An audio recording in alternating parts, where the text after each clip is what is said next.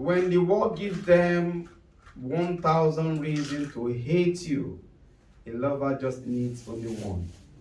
How many does he need? Only one. And that one is God. Because love is not what people give to you. Love is what you give to others. Love is what? Give to others. Love is what you give to others. And what you give to others is what God will reward. But we, humanity, we only reward what we take. Oh, he smile at me, I'm going to love him. But God is not like that. Give and take. Give and take. That's the world. And they call that Christianity. No. They don't go that far. The world, even the world will not give you what you deserve. The world will give you who you are. Who you are is your gift, your love, your compassion you are releasing to make others better. And God will glorify us today in Jesus' name. Amen. So this message I want to share with you in the next 25 minutes is titled The Will of God, Part 8. I'm not going to leave this title for a very long time because there are things hugely hidden in it. But today I'm going to expound it to reveal to you the main purpose. It's like I said, the title is love. But the main point about love is your ability to give, to be a blessing. So we're going to be looking at this chapter of this topic today and few chapters of the scripture to tell us that the will of God is that we receive the good news, the gospel, to be preached all over the world. And from what I've been saying to you, I deliberately took weeks to explain it. But now we are going to go a bit deeper. That the will of God is now for you to know and practice the 4 prayers of faith. There are 4 prayers of faith. In other words, I'm trying to say to you, the wonderful marital plan of God is that you come together and marry to your wife or your husband. But what is the main reason for knowing her? The Bible says the man of God knew his wife. And Abraham that knew his wife, what happened? Isaac came forth. The purpose of you receiving the gospel is for you to have a baby. The purpose of you receiving the gospel or marrying is for that woman to give you a legacy, a continuity of your dynasty. The Lord wants you to be one with him. The reason for receiving the gospel is that God wants to have one-to-one relationship with you. That's the point. That one-to-one relationship is made possible by the power of the Holy Spirit. That is what is called eternal life. Eternal life is not only when you go to heaven and die. You have eternal life here right now if you have the Spirit of God, if you have received the gospel. I know I'm driving you so deep, but I know that what I'm giving to you is the best thing that will change your life. And please, as you receive it and become richer, wiser than me, don't run the gospel down, please. Because it's the blessing. It is the power of God. Now he said, this scripture says it clearly. Mark 16:15 to 18 tells you, and then Jesus told them, I'm reading it in the New Living Translation. Jesus told them, go into the world. Go into all the world and preach the good news to everyone. It's very clear what the Father tells you to preach. But immediately you have a better car than your father, or you speak better grammar than your father. You think that you know. Until you crash your life. He says, go into all the world and preach the good news to everyone. And it tells you the reward of obedience. So don't stand there and tell me that the church has no more power. The church has power. It is we that have deserted the ways of the Lord, or what he commands us to do. In verse 16 tells us the reward. It says, anyone who believes and is baptized will be saved. But anyone who refuses to believe will be condemned. That's Jesus, what he says. Mark 16. I'm on verse 17 now. Verse 17 now tells you that whoever received the gospel is an undefeatable man. He's a superman. He's a supernatural like his father. He says this. Verse 17 says, these miraculous signs will accompany those who believe. They will cast out demons in my name. Any one of you who believe can simply cast out demons. You don't need pastors. And you may need them if you are weak. Because you're not casting them out in my name. You are going to cast them out in the name of Jesus. But I'm going to give you the reason and how it's done. It says, Oliver Canton now is speaking to kings. These miraculous signs will accompany those who believe. They will cast out demons. I don't care how many they are. In my name. And they will speak in new languages. They will be able to handle snakes with safety. In other words, crafty people. They are everywhere. Manipulators. Haters. Gossipers. Hater of the good news. All they are looking for is a way to pull you down. They will watch until you make one mistake. They say, catch up, I catch you. You'll be able to handle them. And if they drink anything poisonous, it will not by any means hurt them. Coronavirus cannot kill me. It cannot kill you. Amen. Poverty cannot kill me. It cannot kill you if you can only believe. And they will be able to place their hands on the sick and they will be healed. It's not talking about pastors, it's talking about anyone who believes. My God. So what am I trying to say here?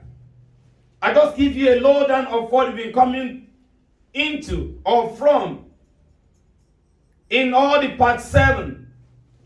But this is what is the conclusion of that area before I go a bit deeper. The gospel of our Lord Jesus Christ is the power of God given to all men or all believers to receive their salvation. The gospel, the good news. Don't ask me how it works. All I know, it works. The good news is all you need for your restoration, for your reconciliation, for your redemption. The good news redeems, reconciles, restores you back to God Almighty. Amen. It may not sound Google. That is, the good news flows with the blood of Jesus Christ. There is an atonement. There is a spirit in that good news. There is a baptism in that good news. Any nation where you bring the good news, civilization will come there because it is the light of God. Knowledge will fail. Your money will fail. 7 ways to marry will fail. There's no marriage in heaven. But this good news will give you eternal life. John chapter 3 tells us only the love or the good news can build you, restores you, redeems you, and reconciles you. For God so loved the world I gave his only begotten Son, that whosoever believes in him shall not perish but have everlasting life. Amen. Everlasting life is now. This everlasting life, I want to take you a bit deeper right now. What is everlasting life that is now? Everlasting life or salvation is not just for you to go and when you die, you live forever. Everlasting life is not just for your sin to be forgiven, your Adamic sin, your inherited sin to be forgiven. Everlasting life is the Spirit of life, the Spirit of God coming into you right now. If all you have received in Christianity is all about you going to heaven, you miss the whole point of the whole issue. So I want to give you the main point of receiving salvation, receiving eternal life.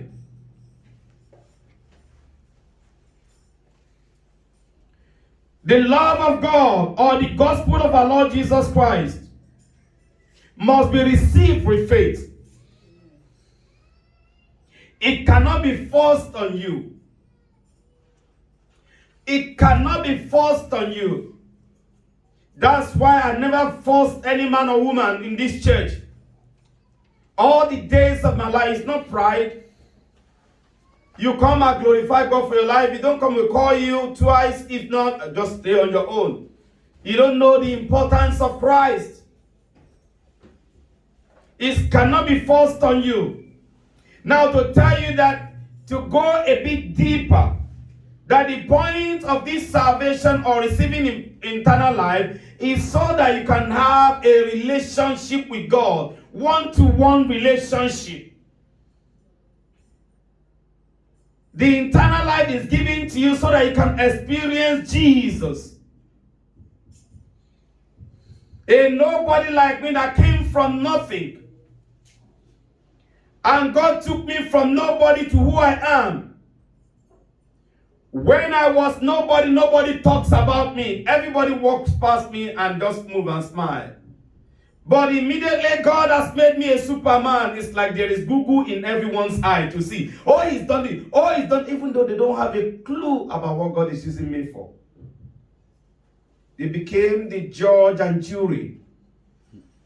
But let me tell you, primarily, the main reason for your eternity, for this eternal life, or the Spirit of God to be given to you, is so that you can have one-to-one relationship with Jesus. Hallelujah. Do you know him? How much do you know him? The knowledge of you knowing him is the knowledge of your prayer answered. The knowledge of you knowing him is how much you can serve God, you can give to God, you can forgive, you can let go. Because you know that you can never be denied of your right. Let me tell you now that the point of you receiving salvation is so that you may know God, to have one-to-one relationship. My son read it today. Let us look at John chapter 17 from verse 1 to 3. We need verse 3. Jesus spoke these words, lifted up his eyes to heaven and said, Father, the hour has come. Glorify your Son, that your Son also may glorify you. Verse 2. As you have given him authority over all flesh, that he should give eternal life to as many as you have given to him. Verse 3. And this is eternal life. And this is eternal life. Verse 3. I reiterate it again and repeat it. And this is eternal life. If somebody asks you what is eternal life, and this is eternal life, verse 3. And this is eternal life, that they may know you. Knowing God in an intimate relationship is the only reason they will give you 1 million to kill your brother. You just dump it and say, no, what I have with Jesus is greater than that. That is the only reason why they can try to take God from you and give you Satan and say, no, I want God. But if you don't have personal relationship with God, even an ordinary headache, you sit down at home. What is eternal life? Eternal life is that they may know Him. This is the reason why we marry. We marry that we may know our wife. But these days, another man, possibly the money people, are enjoying our wife better than us. No more. The money people are enjoying our husband better than us. Just in the name of lust or mammon.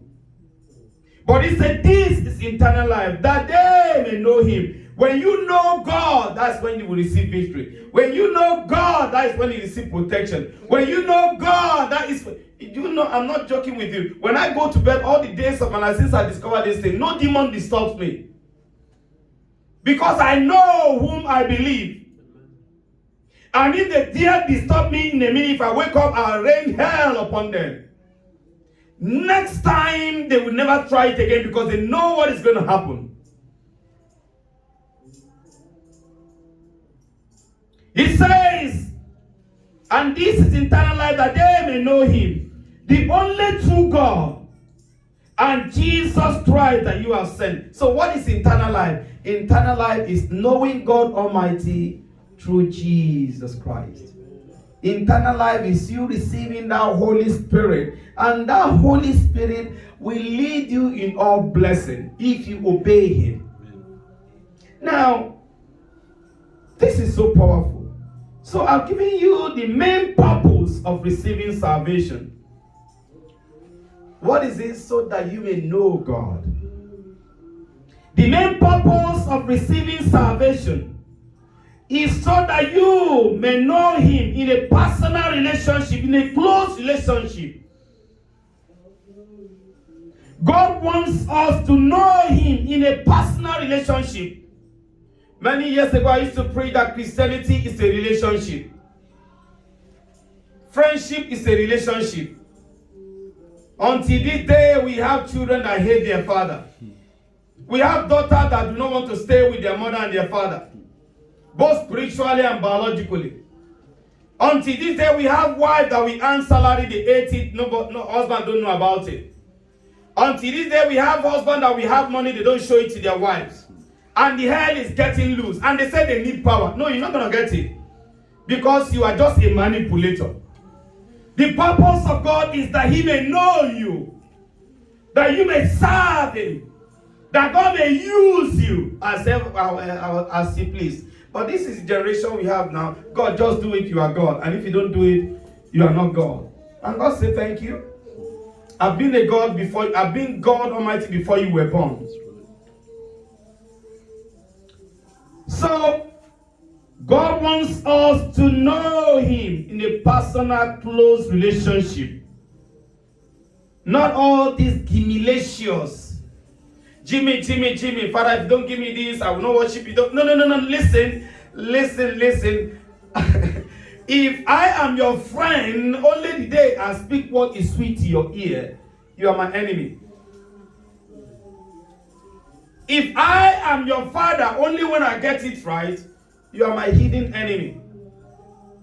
Even when I'm not there, you must protect me. You must speak for me. And whatever goes around will come around to you. I don't know who I'm speaking to. God doesn't just want you to know Him or to receive salvation. He wants you to have a powerful, sweet relationship with Him. Just trust Him, even if it's going to take your life. Do you know how many times the enemy has taught me to close this church? Oh my God, they just missed it like a monkey. As for me and my household, we'll be serving this Jehovah. Because this is the only thing I will do even when I pass out and go to Him.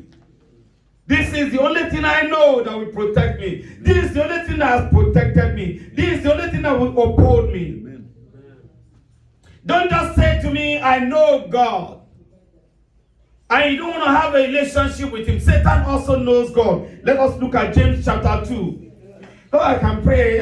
Why do I need to go to church? Why do I need to spend my time go to just pray for 2 hours? Why do I need to? No. Listen, Satan also knows God. James chapter 2 verse 19 to 20 says, you believe that there is one God. You do well. Even the demons that are attacking you believe in God as well. So the point is not you just believing. The point is you having a relationship with God. If God says stand, you stand. If he says go, you go. If he says bless, you bless. If he says pay your tithe, you pay correctly. Don't steal. If he says love, you love. That is a personal relationship with God. And that's what releases power. When you have a personal relationship, there's no way you will pray, the prayer will not be answered. If not with personal relationship, you are just a 419, a user. And there are many users in the church, in the kingdom of God. And God wants us to repent. He says, you believe that there is God. You have done so well. Even Satan believes, and it trembles. Verse 20. Ooh. But you want to know.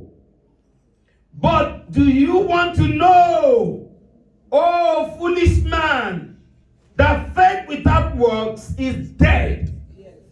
The power that releases the blessing is the work. That work is called personal, close relationship with Jesus.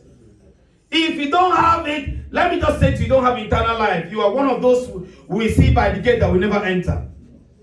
You can go and quote me anywhere. Because you are just like a wife that have a husband and knowing other men out there, and you are claiming to have, you'll be divorced one day. And also men as well. So this is so powerful. So eternal life is in knowing God. Those who know God can never joke with him. Those who know God can never trade with him. Those who know God can sell everything they have and follow Jesus. As a matter of fact, that's the requisite of Jesus. The rich man said, I want to follow you. Follow you. Jesus said, go and sell all that you have and follow me. And they cannot lose money. They cannot be faithful in little things. That's the problem we're having in Nigeria, wherever we go are. We preach all those religious things.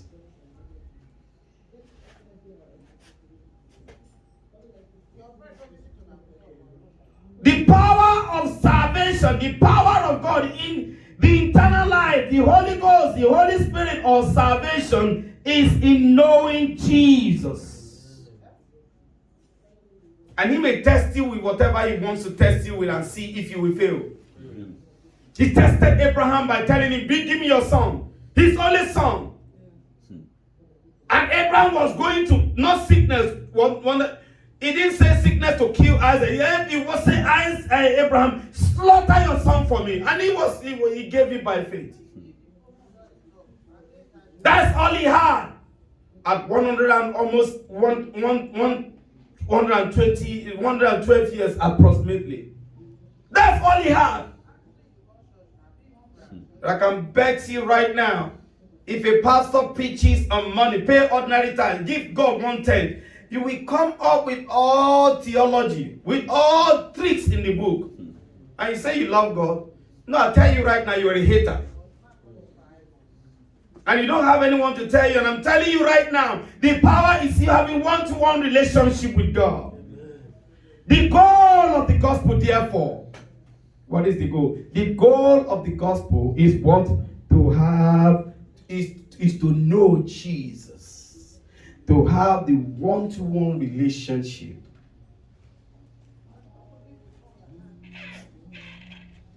Amen. Now let me give you the 4 prayer of faith, the 4 keys to the prayer of faith before people start deceiving you. Because I've heard so many people who will tell you, don't pray, you don't need to pray, you don't need anyone to pray for you. You will die. I'm telling you that right now. The Bible didn't say that. Number one, prayer is a divine privilege given to you by God to communicate with God. Prayer is a divine relationship with God. Prayer is the magnet that attracts your desires. Prayer is an agreement between you and God. If you have known Him, then you can pray. The reason why we pray, we say it doesn't work, is because we don't know Him. Prayer is a ministry on its own. Prayer must flow from your faith, from knowing God. Prayer of faith, therefore, is the key to answered prayers. The 4 types of prayer of faith will bless your life. God just gave me this today. You have not heard it anywhere. They've not Googled it to you. Some sweet-quoted man will get it tomorrow and make millions with it. But it comes from the will of God. Glory to God. Hallelujah. Glory to God. Therefore,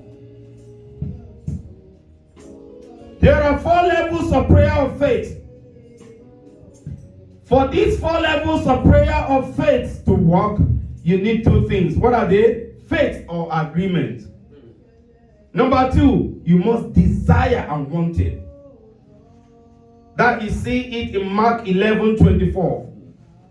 Therefore I say to you, whatever thing soever you desire, whatever you desire, whoever desires, when you pray, believe you receive it, and you shall have it. All you need to pray is to desire. Ask God. Number 1, the 4 types of prayer of faith.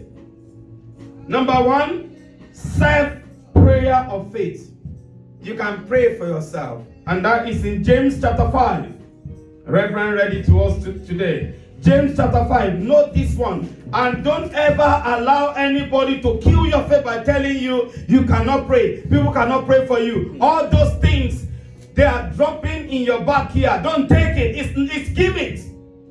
They are all gimmicks. They are all lies. This is what it says. James chapter 5 verse 13. It says, is anyone among you suffering? What did he say you should do?